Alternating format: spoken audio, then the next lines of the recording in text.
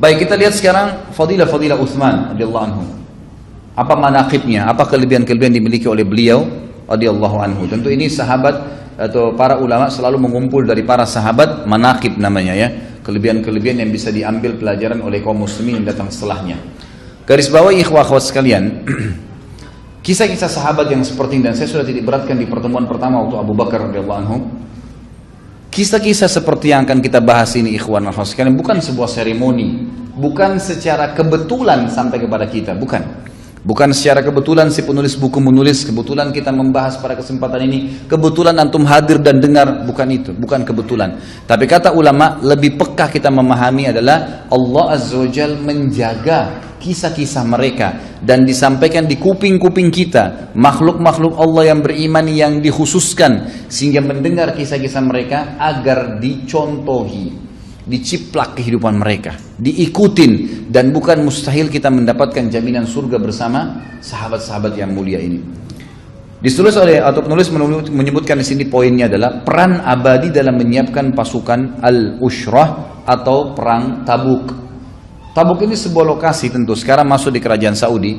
Dulunya itu adalah tempat yang dikuasai oleh orang-orang Romawi, dan itu adalah benteng orang-orang Romawi yang berada di Jazirah Arab, termasuk besar.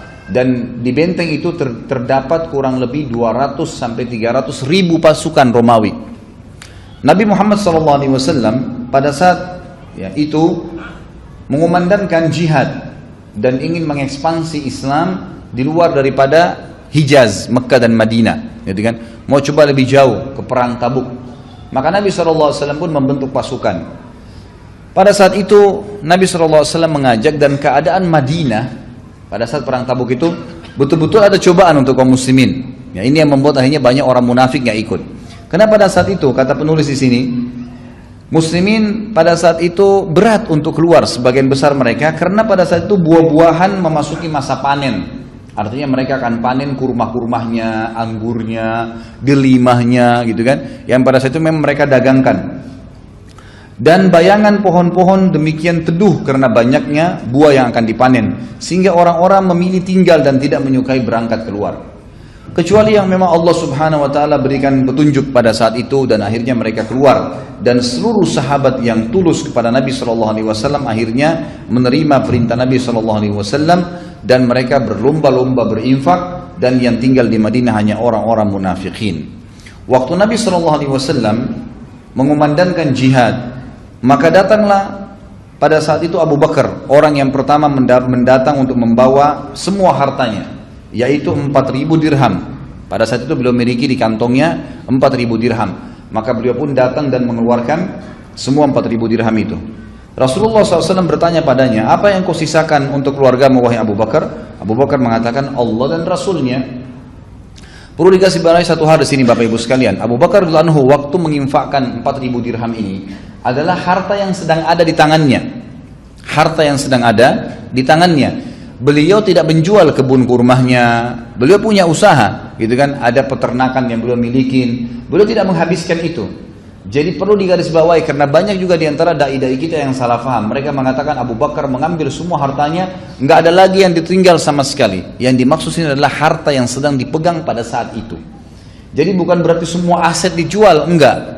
Fahamin masalah ini. Sudah terhitung berinfak di jalan Allah semua harta. Pada saat apa yang antum milikin pada hari di mana kita dibutuhkan untuk infak, keluarkan semua yang dimiliki, maka itu berarti sudah berinfak semua harta yang dimaksud di sini. Makanya aset-aset Abu Bakar tetap ada. Waktu itu ada perkebunan, ada peternakan, ada belum milikin, gitu kan?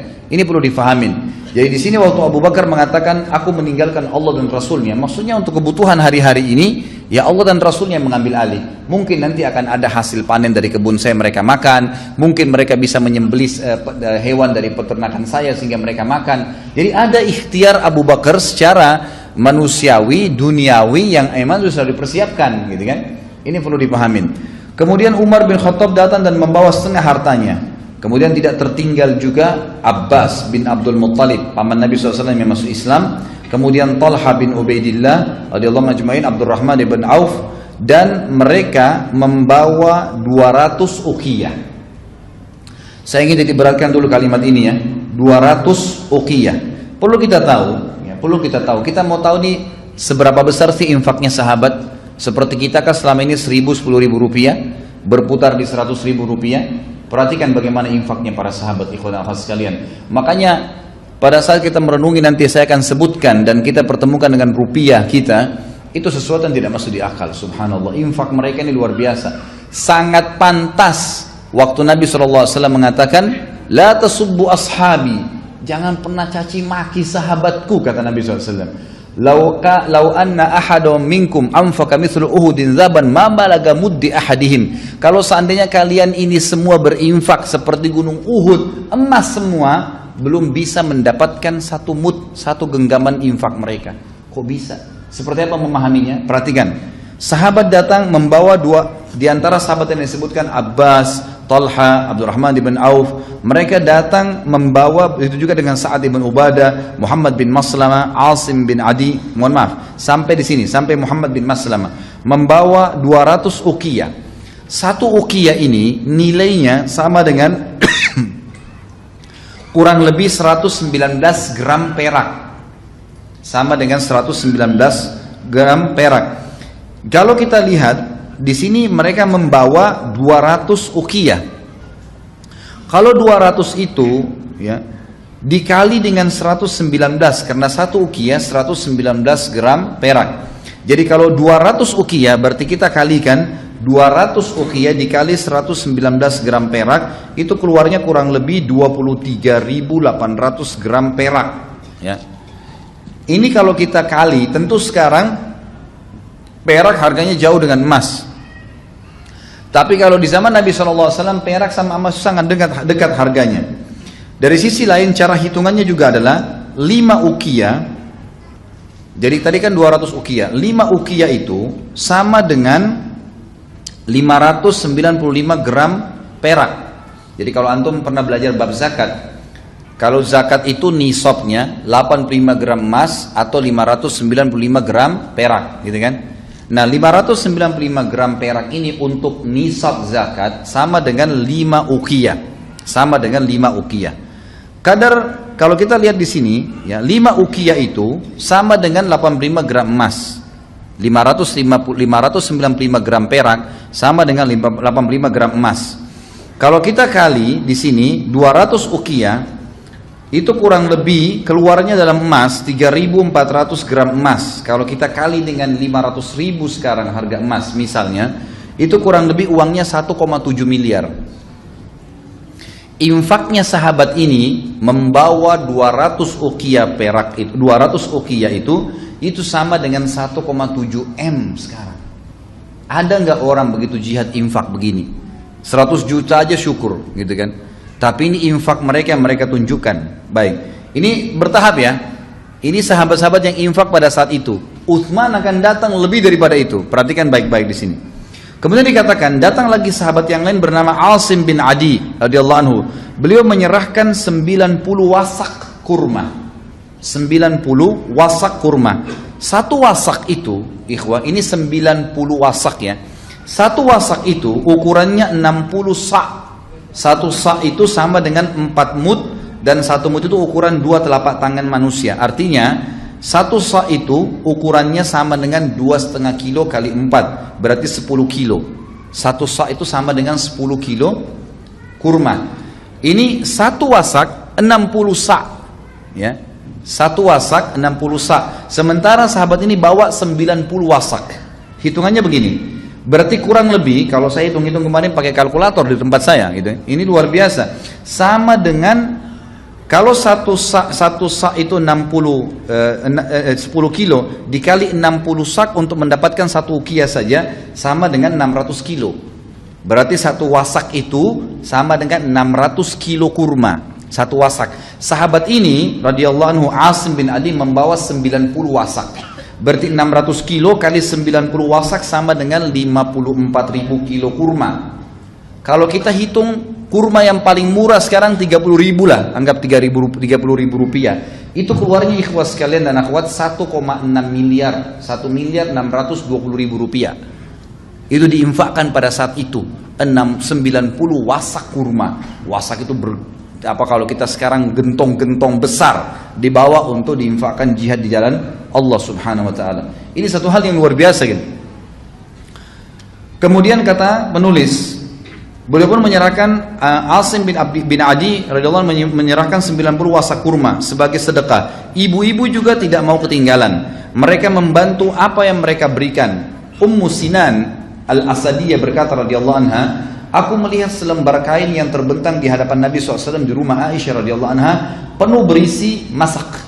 Masak itu adalah gelang tangan, kaki, baik dari tanduk atau gading, ataupun dari emas dan perak, gelang bahu dan gelang kaki, anting-anting dan cincin. Kain ini penuh berisi apa yang dikumpulkan oleh kaum wanita untuk membantu persiapan jihad.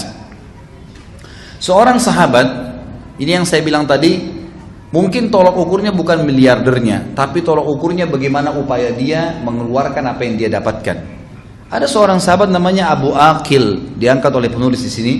Dia kebetulan memang tidak punya pekerjaan tetap, tidak punya kebun, tapi beliau juga ingin ikut infak. Apa yang beliau lakukan? Beliau rupanya pergi ke salah satu muslimin yang dulunya orang-orang itu punya tandon air, kemudian diisi dengan air diambil dari sumur, cukup jauh. Karena dia tahu besok dikumpulkan semua infak untuk jihad atau sedekah jalan Allah Subhanahu wa taala, maka dia pun mengatakan, saya belum punya pendapatan pada hari itu, maka saya pun memaksakan diri bekerja semalam suntuk untuk menimba air, mengisi tandon-tandon air orang lain yang dibayar dengan itu dibayar dengan 2 sak kurma. 1 sak kurma tadi adalah 10 kilo. Maka 1 saknya saya berikan kepada keluarga saya, dan 1 saknya saya berikan lagi jihad di jalan Allah Subhanahu wa taala.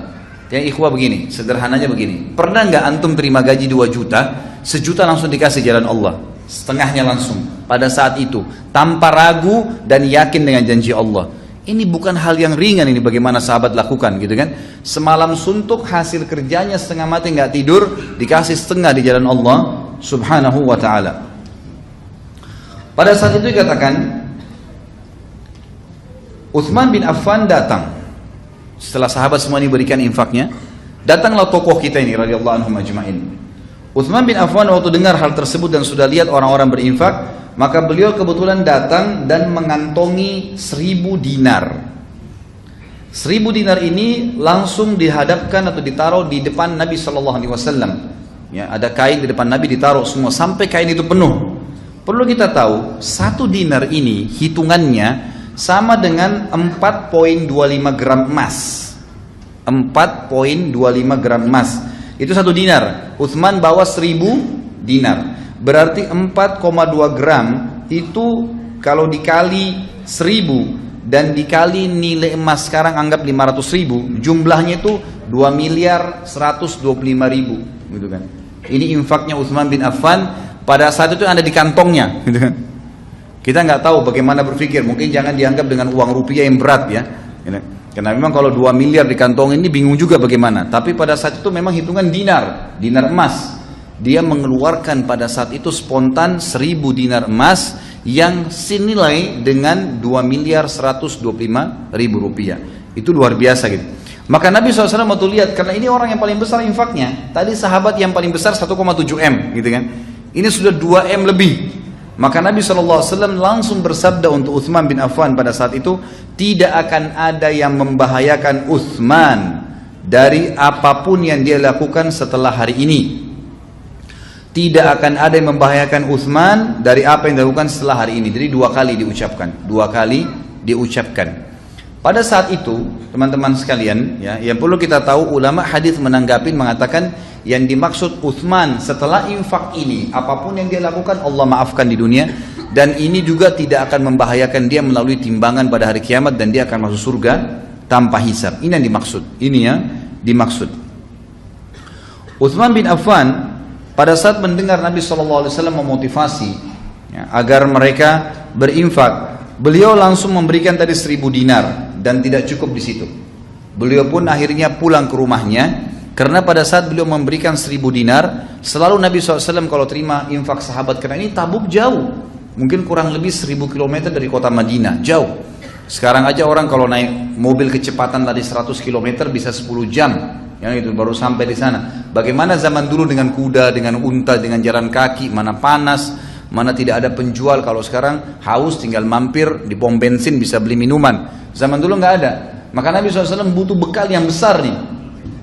Setiap kali ada sahabat yang infak, selalu Nabi SAW mengatakan, bagus yang kamu lakukan, siapa lagi yang mau berinfak? Terus begitu.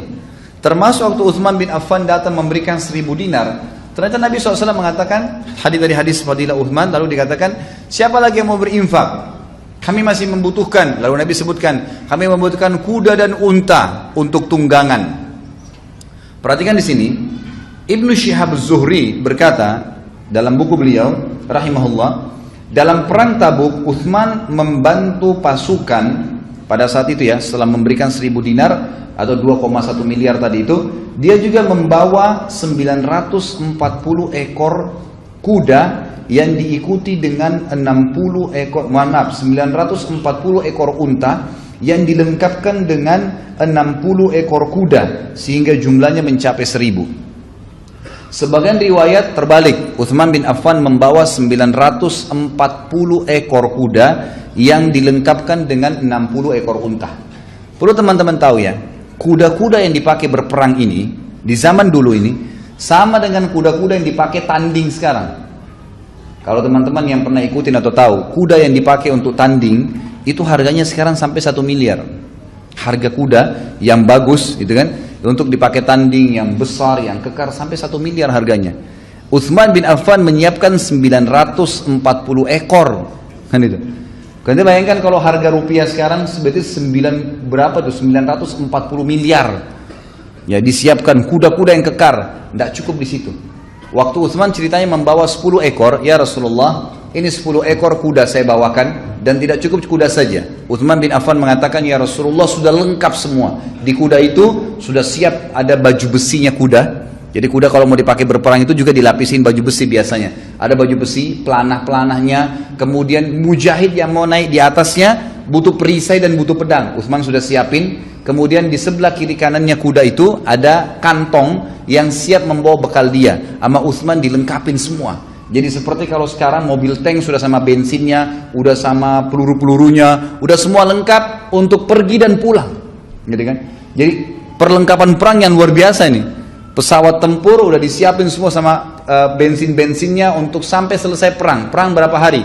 Waktu itu perjalanan kata sebagian ulama dari Madinah ke Tabuk. Itu kalau kita ambil patokan Madinah Mekah 3 hari 3 malam 400 kilo, berartinya akan dicapai kurang lebih dengan jumlah 8 hari.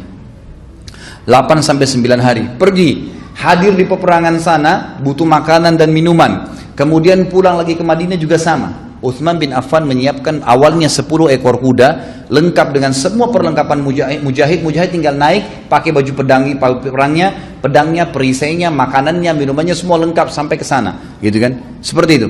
Ternyata waktu Nabi SAW, waktu Utsman menyetor 10 ekor itu, kata Nabi SAW, bagus wahai Utsman, tapi kita masih butuh, gitu kan?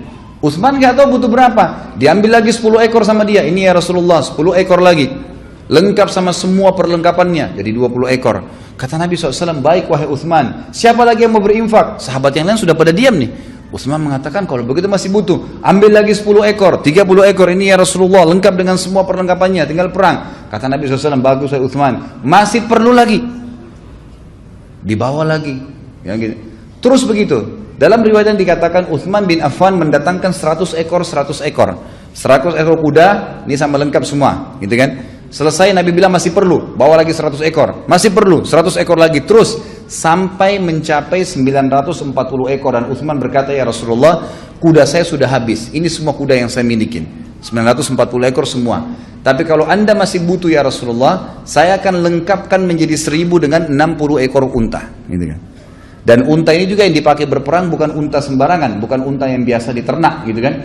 Emang unta perang itu dilatih, kuat lari, lebih tahan. Seperti kita tahu lah, mungkin prajurit beda kalau orang-orang yang seperti kita ini dengan prajurit memang yang sudah dilatih untuk perang, gitu kan? Tiap hari olahraga, tiap angkat senjata, lari di pagi malam hari, mungkin sudah terbiasa. Seperti juga hewan-hewannya, gitu kan? Jadi ini juga hewan-hewan pilihan. Maka Utsman bin Affan melengkapkan 1000 ekor, dan unta-unta yang seperti ini bisa mencapai harganya 10.000 real, 15.000 real, yang bagus nih. Kalau sekarang ya 40-50 juta satu ekor. Itu diantaranya. Maka Utsman bin Affan menyiapkan tersebut. Hudzaifah radhiyallahu anhu berkata, Utsman datang kepada Rasulullah SAW pada saat beliau menyiapkan pasukan Tabuk membawa 10.000 dinar, ya. Dan dia membeberkan di hadapan Nabi SAW, dan Nabi SAW membolak-balikkan dengan tangannya sambil bersabda. Perhatikan di sini. Jadi Utsman bin Affan sudah mengeluarkan pertama 1.000 dinar, tadi 2,1 miliar. Kemudian Utsman datang membawa 1.000 ekor kuda dan unta. Hudzaifah menyampaikan, setelah itu, setelah dikasih pun 1.000 ekor, Nabi SAW masih mengatakan, kami masih perlu. Utsman pulang lagi ke rumahnya, kata Hudzaifah, membawa lagi 10.000 dinar. Perhatikan tadi kalau 1.000 dinar, nilainya 2,1 miliar. Ini 10.000, berarti berapa? 21 M. Ini sudah diinfak tadi yang 1.000 dinar sudah. Kemudian membawa lagi 1.000 ekor, tadi 940 ekor kuda, yang 60-nya unta. Masih butuh lagi, Utsman pulang ke rumahnya bawa lagi 10.000 dinar. Berarti 10 kali lipat dari infak pertama yang 1.000 dinar. Kalau tadi 2,1 M, ini berarti 21 miliar. Dibawa lagi oleh Utsman bin Affan. Lalu dia membeberkan di hadapan Nabi SAW. Kata Rasulullah SAW untuk membolak-balikan harta tersebut seperti tidak percaya jumlahnya begitu banyak. Kata beliau, fadilah yang lain nih. Ghafarallahu laka ya Utsman, ma asrarta wa ma alanta, wa ma huwa kainun ila yaumil qiyamah. Semoga Allah mengampunimu wahai Utsman, apa yang engkau rahasiakan dan apa yang engkau tampakkan. Semua yang kau lakukan Utsman mulai sekarang, kalau salah, kau sembunyikan atau kau terang-terangin, tetap Allah akan ampuni kamu. Dan apapun yang terjadi pada hari kiamat tidak akan membahayakanmu. Bagaimana bisa nih infak yang luar biasa? Ya, di jalan Allah Subhanahu wa taala, bayangkan infaknya ya, tidak main-main nih. Kemudian Abdurrahman bin Auf berkata, Rasulullah SAW waktu itu melihat infak ini memang, tapi sahabat, hampir semua sahabat waktu itu, ya, yang kurang lebih jumlahnya di perang Tabuk itu 30.000 sahabat yang ikut berperang, 30.000 orang. Ini berarti butuh, kalau masing-masing butuh satu kuda, butuh 30.000 ekor kuda. Kalau nggak ada kudanya gitu kan, belum makanan, belum minuman, berarti butuh persiapan yang luar biasa. Ternyata belum cukup nih. Apa kata Nabi SAW? Bagus wahai Utsman, siapa lagi yang mau berinfak? Nabi SAW masih nanya, ternyata masih kurang. Apa yang terjadi? Cukupkah sampai situ? Utsman bin Affan pulang lagi ke rumahnya. Abdurrahman bin Auf berkata, aku melihat Rasulullah SAW ketika Utsman datang yang kesekian kalinya kepada beliau pada saat persiapan perang Tabuk dengan membawa 700 uqiyah emas. Ini infak yang keempat. 700 uqiyah ini perlu kita tahu, satu uqiyah emas itu sama dengan kurang lebih kalau sekarang 17 gram. 17 gram emas, satu uqiyah emas sama dengan 17 gram. Allah alam kalau saya keliru ya, tapi ini kemarin saya sudah pastikan dari beberapa sumber, memang satu uqiyah itu kurang lebih satu uqiyah emas ya. Ada emasnya, karena uqiyah dipakai juga dengan istilah perak dan yang lainnya. Tapi satu uqiyah emas sama dengan 17 gram emas. Kalau dikali 700 uqiyah yang Utsman bawa, itu berarti sama dengan 11.900 gram emas. Kalau dikali dengan 500.000 rupiah sekarang, nilai emas, itu nilainya 5.950.000. Ini berapa banyak yang Utsman sudah infakkan nih, gitu kan? Jadi kalau saya simpulkan, infaknya Utsman bin Affan di perang Tabuk yang akhirnya Nabi SAW menjamin baginya surga, gitu kan? Itu adalah kurang lebih mencapai 1.000 dinar pertama, 2.125.000.000. Kemudian ada 10.000 dinar yang kedua, itu berarti 21.250.000.000. Itu berarti sudah ya 21 tambah 2 ini 23 sekian miliar. Kemudian 700 uqiyah emas sama dengan 5.900.000.000 sekian ya. Itu kemudian itu sudah melampaui jumlah ya. Jadi tadi ini sudah kurang lebih mencapai hampir 30 miliar. Kemudian kuda dan unta yang sudah lengkap. Kalau kuda dan unta yang sudah lengkap ini kita nilai susah sekali ya. Itu mungkin bisa mencapai, kalau harga kuda tadi yang terbaik 1 miliar, ini berarti sudah 940 miliar rupiah. Ini sudah nggak bisa dibayangkan sampai sekarang. Dan beliau mengatakan, penulis, infak Utsman bin Affan ini ternyata berlandaskan dengan hadis Nabi SAW yang diriwayatkan Imam Bukhari nomor 2778, dan juga yang masyhur ya, dinukil atau ini maaf, hadis ini secara muallak oleh Imam Bukhari dan disahihkan. Kata Nabi SAW, afdalus sadaqat zillu fustatin fi sabilillah, au manihatu khadimin fi sabilillah, au turuqatu fahlin fi sabilillah. Sebaik-baik sedekah ya, yang dikeluarkan adalah naungan sebuah tenda di jalan Allah. Kata para ulama di sini, Utsman bin Affan pada saat menyiapkan unta dan kuda tadi itu, berikut ada tendahnya ya. Berikut sudah cukup untuk menaungi satu orang. Atau pemberian seorang pelayan di jalan Allah. Ya, seperti kasus Ummu Hani radhiyallahu anha menghadiahkan Anas bin Malik, anaknya, kepada Nabi SAW. Dihadiahkan untuk menjadi pembantu Nabi SAW. Atau memang menyiapkan ya pegawai-pegawai atau pasukan perang yang akhirnya bergabung dengan pasukan mujahidin, itu termasuk yang paling afdal. Atau menyiapkan tunggangan unta jantan di jalan Allah Subhanahu wa ta'ala. Jadi ini peran Utsman bin Affan yang tidak terlupakan dalam sejarah radhiyallahu anhu, tentang infak yang sudah mencapai ya ratusan miliar rupiah kalau kita sekarang ya, yang sama sekali Utsman bin Affan tidak mengharapkan balasan dari situ. Bahkan disebutkan dalam hadis Bukhari bahwasanya setelah kembalinya pasukan dari Tabuk, di mana Nabi SAW mengepung Tabuk lebih daripada 40 hari dan orang-orang Romawi tidak berani bertemu dengan Nabi SAW, Nabi SAW sengaja bermukim situ dan tersebarlah berita kemenangan muslimin. Karena Raja Romawi waktu itu tahu, dia berkata kepada para prajuritnya, jangan hadapin orang ini karena orang ini adalah seorang nabi. Kalau dia nabi benar, maka pasti kita akan kalah, nggak mungkin kita bisa kalahkan. Ya, akhirnya kita nanti dikalahkan dan dipermalukan. Kalau kita tidak lawan, maka anggap saja orang cuma berbicara, oh Romawi nggak menghadapinya. Mungkin masih ada kemungkinan, mungkin Romawi menganggap remeh mereka, mungkin Romawi memang takut, nggak ada masalah. Lebih baik daripada ada korban, gitu kan? Akhirnya mereka tidak berani menghadapi Nabi SAW dan mereka meninggalkan Tabuk, akhirnya menjadi wilayah kaum muslimin. Waktu Nabi SAW balik dengan pasukan dan tidak ada korban karena tidak jadi perperangan pada saat itu. Kembalilah semua sahabat 30.000 orang pada saat itu. Dan pada saat tiba di Madinah, ikhwan dan akhwat sekalian, Utsman bin Affan tidak meminta, kata para ulama, satu tali kekang pun. Semua dikasih hadiah. Udah. Yang sudah diinfakin tadi itu bukan cuma ini, kan sudah kembali nih. Kalau kita sekarang mungkin punya mobil tank yang kita infakkan, apalah pesawat tempur, ini sudah selesai perang nih. Oh, punyanya si fulan, mungkin kita bisa ambil kembali. Utsman bin Affan tidak, semua buat kaum muslimin yang sudah jihad, yang sudah pakai, punya kalian udah, silakan diambil. Jadi betul-betul diinfakkan jalan Allah dengan penuh ketulusan radhiyallahu anhu. Kemudian Utsman bin Affan juga memiliki kisah yang menarik. Ini termasuk dalam manakhibnya beliau adalah menggali sumur rumat. Ya. Disebutkan oleh penulis saat itu kaum muslimin kebetulan satu hari pernah mengalami krisis air bersih dan pada saat itu juga mereka tidak punya sumur. Ada sumur-sumur tapi banyak yang kering karena lagi kemarau. Maka Nabi SAW sempat bersabda kepada para sahabat, "Man hafara rumata falahul jannah." Siapa yang menggali sumur rumat, membeli sumur rumat, maka dia mendapatkan surga. Ya. Dikatakan oleh beliau yang masyhur dalam riwayat-riwayat ialah Utsman bin Affan membelinya bukan menggalinya. Ibnu Battal menyatakan keliru ketika menyatakan bahwa Utsman bin Affan menggalinya. Dia berkata, yang ma'ruf adalah dia membelinya. Dan hal ini juga dinukil oleh Al-Hafidh dalam Fathul Bari atau Ibnu Hajar dalam Fathul Bari. Kemudian Al-Hafidh menambahkan ada kemungkinan mata airnya sudah mengalir lalu Utsman bin Affan memperluas dan menutupnya sehingga penggalian sumur dinisbatkan kepada beliau sebagaimana disebutkan dalam Fathul Bari.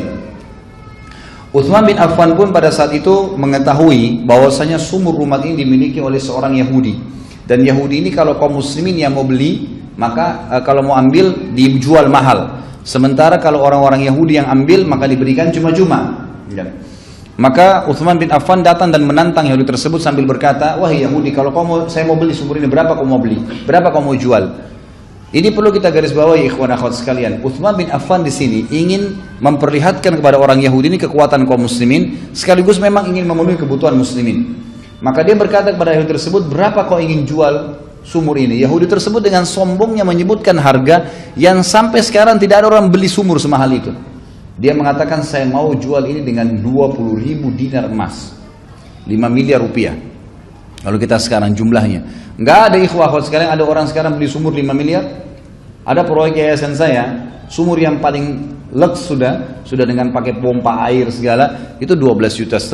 Kalau yang biasa 4,5 juta itu sudah bisa bangun, sudah bisa buat sumur, dan sudah banyak di Jawa Tengah, di Sulawesi Tengah yang kami jalankan dengan yayasan. Alhamdulillah itu berjalan lancar. Itu sudah bisa hidupin satu kampung. Orang Yahudi di zaman itu jual sumur 20.000 dinar emas. Nggak masuk di akal, memang dia sengaja nggak mau jual gitu. Dia kaget waktu itu Utsman bin Affan mengatakan, saya beli 5 miliar itu saya beli.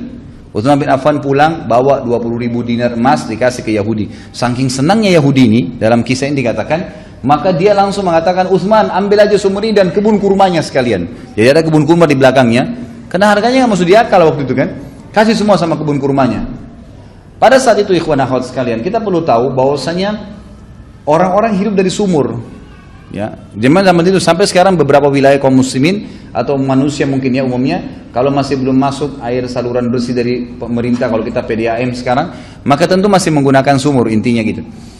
Utsman bin Affan itu sangat haus dan butuh, kata para ulama, tapi beliau tidak meneguk satu tegukan air pun yang beliau butuhkan sebenarnya, kecuali sudah mengiklankan bahwasanya sumur tersebut dan semua kebun kurmanya wakaf untuk muslimin, enggak disentuh sedikit pun, wakaf, langsung wakaf, gitu kan?